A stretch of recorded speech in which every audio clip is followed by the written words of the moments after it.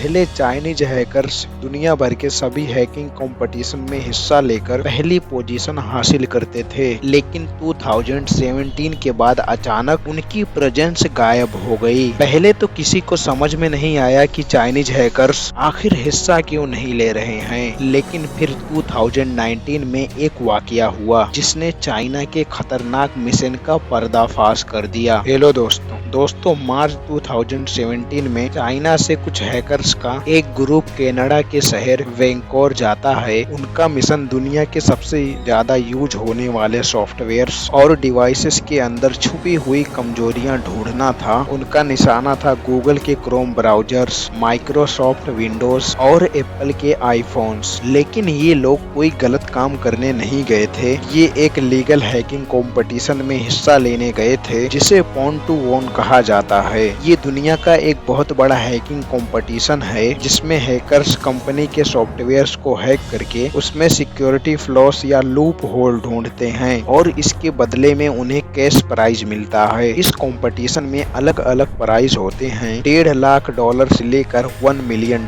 तक। सबसे बड़ा प्राइज कोई ऐसी वल्नरेबिलिटी ढूंढने पर मिलता है जिसे पहले किसी ने नहीं ढूंढा हो और इसे कहते हैं 0 डे वल्नरेबिलिटी। जब कोई हैकर ऐसा कोई फ्लो ढूंढता है तो वो डिटेल्स उसी कंपनी को दी जाती है, जैसे गूगल, माइक्रोसॉफ्ट या फिर एप्पल, ताकि उस प्रॉब्लम को, उस लूप होल को नई अपडेट रिलीज करके फौरन ठीक कर सके। और हैकर्स को मिलता है लाखों डॉलर का कैश प्राइज। यानी ये एक एथिकल हैकिंग कंपटीशन होता है जिसमें हैकिंग से किसी को नुकसान नहीं बल्कि सिक्योरिटी और ज्यादा बेहतर बनाई जाती है। कई सालों तक चाइनीज हैकर्स ऐसी कंपटीशन में सबसे आगे रहते थे, चाहे वो पॉन टू ओन हो या कोई और हैकिंग इवेंट। चाइनीज हैकर्स हमेशा बाजी ले जाते थे, पर 2017 के बाद सब कुछ अचानक से बदल गया। चाइनीज हैकर्स जो दुनिया भर के हैकिंग इवेंट्स में बढ़ चढ़कर हिस्सा लेते थे, अचानक कहीं गायब हो गए। 2017 के बाद जितने भी हैकिंग कंपटीशन हुए उसमें चाइनीज हैकर्स की कमी सबने नोटिस की। ये खामोशी सबको तंग कर रही थी, खासकर अमेरिका को। और इसी दौरान चाइना के एक बड़ी साइबर सिक्योरिटी के फर्म की तरफ से एक रैंडम मैसेज ने सबके कान खड़े कर दिए। Qihoo 360 चाइना की एक टॉप साइबर सिक्योरिटी फर्म है, उसके सीईओ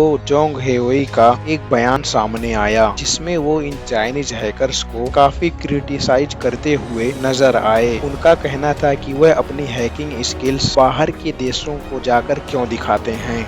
ये बयान उन्होंने चाइना की न्यूज एजेंसी सीना को दिया, जिसमें जो का कहना था ऐसे इवेंट्स में अच्छा परफॉर्म करना सिर्फ एक ख्याली जीत है, यानी सिर्फ दिखावा। उनका स्टांस था कि जो वल्नरेबिलिटीज आप लोग ढूंढते हो उनकी कीमत सिर्फ चंद लाख नहीं बल्कि बिलियंस ऑफ डॉलर्स है। Qihoo 360 के सीईओ का ये बयान आने के कुछ अरसे बाद ही चाइनीज हैकर्स ने इंटरनेशनल हैकिंग कंपटीशन में हिस्सा लेना बंद कर दिया। पर मालूम ये पड़ा कि चाइनीज हैकर्स ने वॉलंटियरली ऐसा नहीं किया, बल्कि चाइनीज गवर्नमेंट ने उनको रोक दिया था। Qihoo 360 के सीईओ की स्टेटमेंट को अगर किसी ने सीरियसली लिया था तो वो चाइनीज गवर्नमेंट ही थी। कुछ ही अरसे के बाद चाइनीज गवर्नमेंट ने ऑफिशियली बैन लगा दिया कि अब साइबर सिक्योरिटी रिसर्चर्स और हैकर्स ओवरसी कॉम्पिटिशन्स में हिस्सा नहीं ले सकते। ये बैन लगने के तुरंत बाद चाइना के अंदर ही एक नए हैकिंग कंपटीशन को लॉन्च किया गया जिसका नाम था DNFO। अब ये कंपटीशन इंटरनेशनल कॉन्टेस्ट का अल्टरनेटिव बन गया और इसमें प्राइज मनी $1 मिलियन